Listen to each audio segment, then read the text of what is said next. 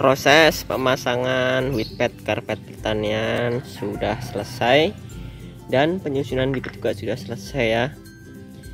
Ini penampakan dari kebun bibit kita yang ada di depan rumah. Alhamdulillah sudah terpasang wheatbed semuanya, supaya bibit sehat dan tidak terserang penyakit pada perakarannya, terutama jamur-jamur atau bakteri, bahkan patogen-patogen yang tidak menguntungkan bagi tanaman. Yuk, bagaimana keseruan memasang video kali ini? Jangan lupa di subscribe bagi yang belum subscribe.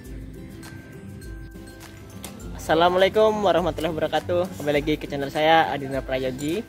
Pada kesempatan kali ini kita sedang melakukan proses pemasangan wheatbed atau karpet pertanian untuk mengalasi atau memberikan perlindungan terhadap perakaran tanaman bibit alpukat kita ya. Nah, jadi banyak sekali fungsi dari kita memasang wheatbed ini. Salah satunya untuk mencegah terjadinya pembusukan akar, karena salah satu sebabnya yaitu ada bakteri atau jamur yang ada di tanah itu akan terhambat oleh wheatbed ini.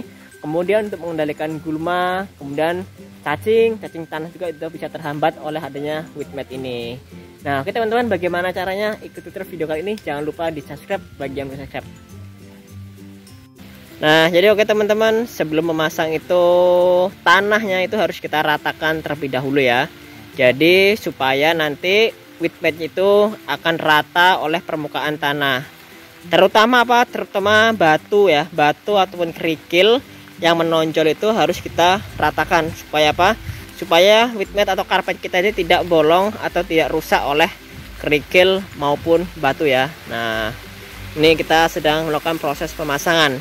Ini kita gunakan wheatbed merek Easy Grow berwarna hijau ya, dengan lebarnya 2 meter kali 50 meter yang akan kita bentangkan di areal pembibitan kita yang ada di depan rumah dan yang di sana nanti ya. Oke. Nah, jadi teman-teman, saya akan jelaskan sedikit ya. Jadi fungsi wheatbed ini bukan hanya untuk memberikan fungsi estetika atau kecantikan pada bibit kita aja. Jadi ada beberapa fungsi yang dapat kita manfaatkan atau kita rasakan ya. Salah satunya yaitu mencegah tumbuhnya gulma. Nah, gulma itu biasanya akan tumbuh di sela-sela polybagan kita atau media tanam kita.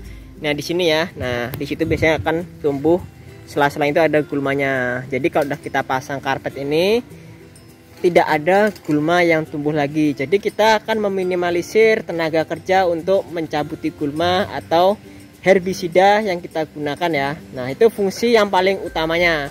Kemudian fungsi yang jauh lebih penting lagi yaitu mencegah terjadinya pembusukan akar. Lah, kenapa demikian? Jadi teman-teman nih, kita lihat ya.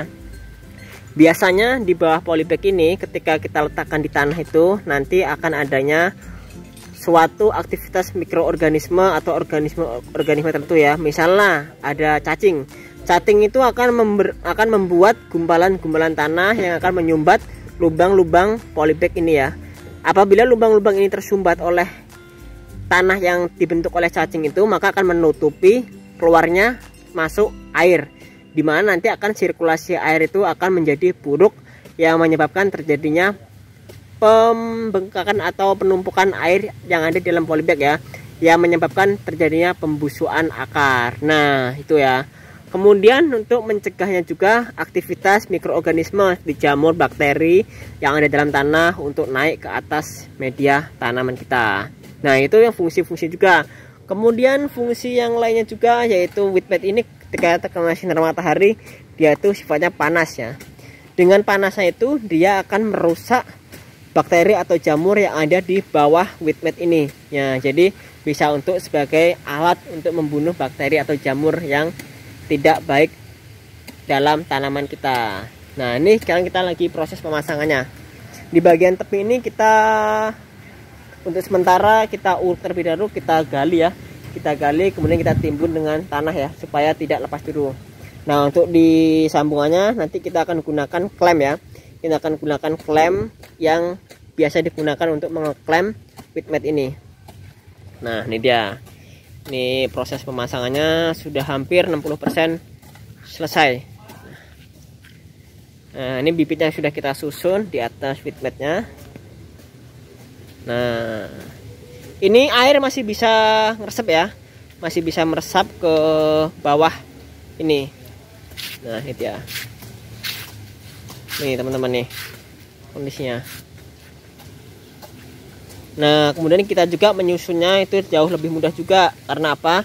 Karena dilengkapi oleh garis-garis ya, garis yang ada kelihatan di atas karpetnya nih, sehingga nanti kita bisa menyusunnya dengan rapi dan bisa lurus teman-teman. Ya, oke.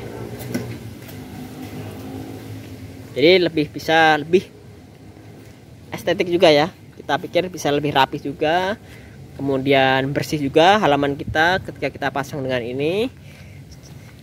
Terlepas dari itu, untuk mencegah jamur, untuk mencegah banyak sekali pokoknya manfaatnya. Oke teman-teman ya.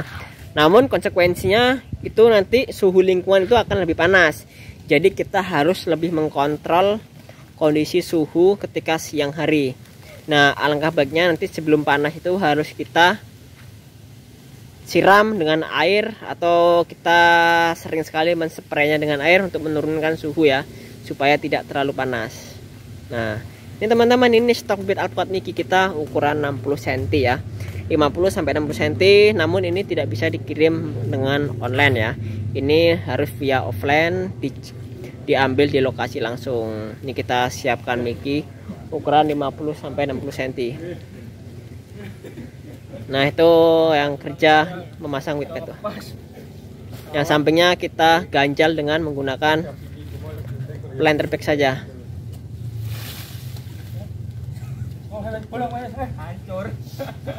Nah, ini collection tabulan pot kita, ada jambu air, alpukat, ada nangka. Ini ada jambu yang sudah berbuah juga. Nanti kita akan buat display untuk tanaman tabulan potnya dan alpukat-alpukat yang sudah siap tanam. Ini untuk displaynya nanti di sini ya semuanya.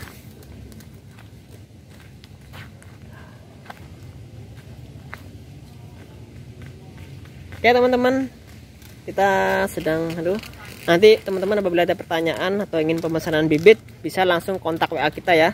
Ada di 08 19 1994 1475. Nah, nanti bisa dikontak WA saja, bisa saling diskusi, konsultasi, dan saling sharing ya, terutama tentang tanaman-tanaman buah, contohnya alpukat, durian, mangga, kelengkeng, dan lain-lainnya.